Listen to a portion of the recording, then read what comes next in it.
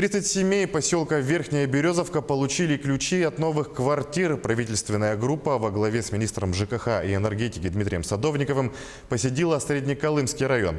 Там осмотрели строящиеся объекты и провели встречу с жителями.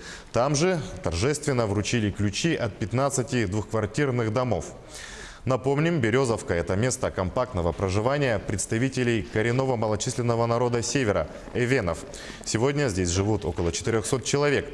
С 2002 года в этом населенном пункте постоянно происходят наводнения, поэтому правительство Якутии приняло план переселения села.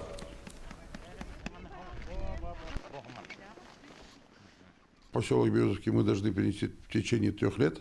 Значит, в 2020 году еще 12 двухквартирных домов.